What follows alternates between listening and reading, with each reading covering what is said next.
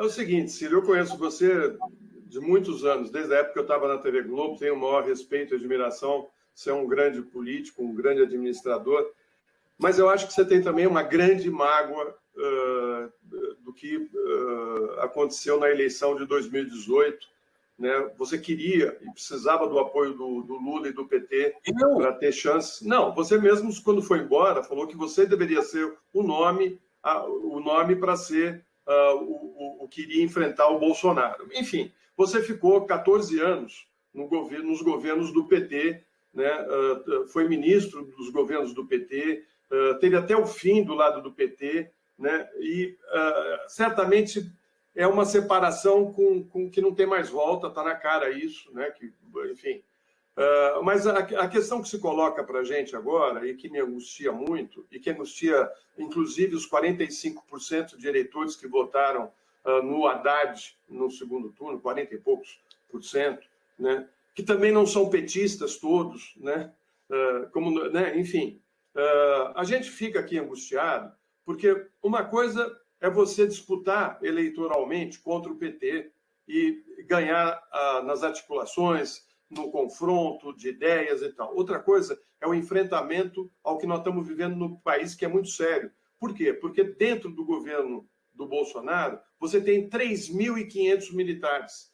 O nosso governo hoje já é um governo militar, né? Então, assim, nós estamos correndo um risco sério de termos, daqui para frente, um fechamento das instituições, um fechamento das liberdades, né? Há uma afronta contra a nossa Constituição diária. Todos os fins de semana o Bolsonaro vai lá fazer sinal. Ontem fizeram um sinal nazistas, né, de saudação, os paraquedistas fizeram, né? Por que é necessário dificultar essa frente nesse momento com ataques ao PT, né? Não era melhor agora fazer ataques ao Bolsonaro do que ficar diluindo isso? Não é melhor você guardar isso para a hora da campanha eleitoral? Olha, Florestan, deixa eu dizer de novo. A primeira coisa é verdade ou não é verdade a minha avaliação, porque eu preciso corrigir. Se eu acho, respeitosamente, que o lulopetismo corrompido é parte do problema e que a nossa reconciliação com a opinião pública brasileira passa por a gente ter humildade para reconhecer o que causou essa tragédia de 70% do eleitorado das lugares mais esclarecidos e politizados se alinhar a uma postura tosca, neofascista, corrupta, como o bolsonarismo representa. Se isso não for verdade, eu preciso aprender isso, mas, por enquanto, cada dia que passa, eu tenho mais evidências disso. A segunda coisa, eu até ia evitar quando eu falei com o Milton, mas é essa coisa de atribuir a sentimentos menores meus essa posição. Então, eu tenho mágoa, eu tenho... Porra, isso despolitiza as coisas. Se você quiser, eu mando agora, porque essas plataformas, elas permitem a gente copiar, colar e mandar para o ar. A minha opinião sobre a loucura do Lula de botar o Michel Temer na linha de sucessão, na data. Eu era um dos coordenadores da campanha da Dilma.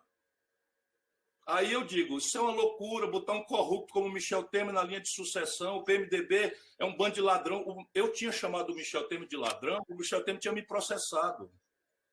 Se isso não for verdade, pelo amor de Deus, me corrijam. Aí sabe o que a Dilma disse? Não, o Ciro está magoado. Olha no que deu, pelo amor de Deus, o Lula botou o que era o Michel Temer, o deputado Fona, o último mais votado de São Paulo. E hoje o Lula já confessa, botou o Michel Temer por causa de tempo de televisão. Percebe? Não tem mais política, é o poder. Isso eu disse em 2010.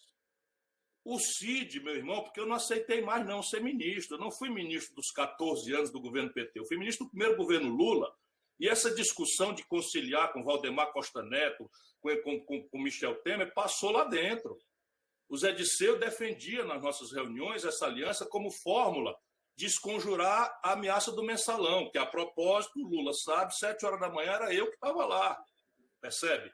Mas isso quer dizer que eu aceito o absurdo de nomear o Levi? Pelo amor de Deus, eu fui duro na época, disse o que ia acontecer. Eu tenho entrevista, quer que eu copie e cole e bote no ar agora, dizendo que se a Dilma não passasse um risco no chão, a partir dali nessa conciliação que ela estava fazendo com o lado bandido da política que o Lula tinha inaugurado, e a Dilma entra com um papo de moralização. Pelo amor de Deus, Eu disse ao Lula isso pessoalmente. Eu fui ao Lula protestar quando o Eduardo Cunha botou a votação, isso era 2007. O Eduardo Cunha botou o processo de renovação da CPMF debaixo do braço e publicamente exigiu do Lula nomear Furnas. E o Lula me disse pessoalmente, depois que eu fui lá protestar, eu disse, se você não entregar Furnas para o Eduardo Cunha, ele vai comprar a maioria e vai ser presidente da Câmara Federal, na linha de sucessão do Brasil. O Lula, não, esse filho da puta não vai receber porra nenhuma, não sei o quê. No dia seguinte nomeou. Isso é mágoa. E o nosso país fica onde?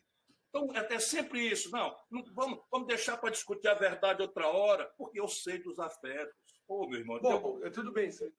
Não, eu pedi para você falar assim, não era o momento de você fazer isso durante a campanha, nesse momento de enfrentamento do fascismo. Eu não sou um político em véspera de campanha e outro depois. Infelizmente, esse é o meu defeito. Eu sou a mesma pessoa, milito com intensidade todo dia. Ninguém está falando mais do que eu contra o Bolsonaro. Já entrei com 10 ações, entramos com representação no Tribunal Penal Internacional. Ninguém fez nada parecido contra o Bolsonaro do que eu estou fazendo. E volto a dizer, a unidade é na luta, irmãozinhos. Nunca faltou unidade na esquerda. Isso é papo furado. Sabe, em 89... estávamos todos juntos no segundo turno contra o Collor. Todos juntos, apesar do que eles fizeram com Covas, apesar do que eles fizeram com Brizola, que morreu amargurado.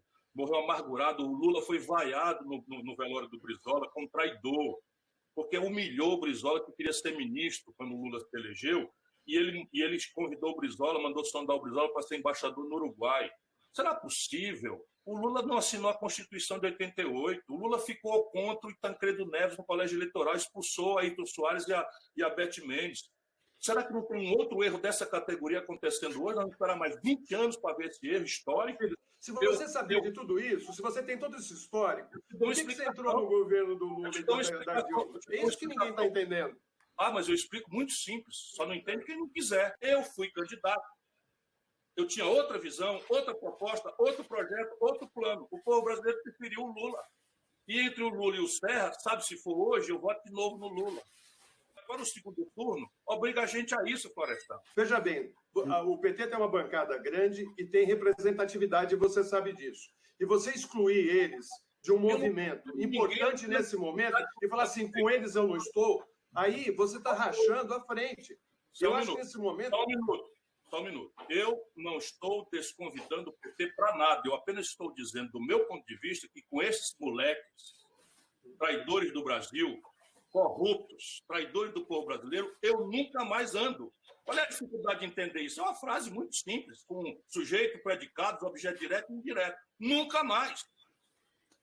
Ponto final.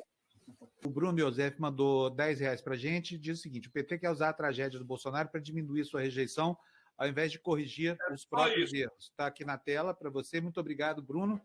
Muito obrigado também ao Auricélio Carneiro, que mandou 5 para a gente. Está dizendo, se a democracia resistir, Ciro será o novo presidente do Brasil.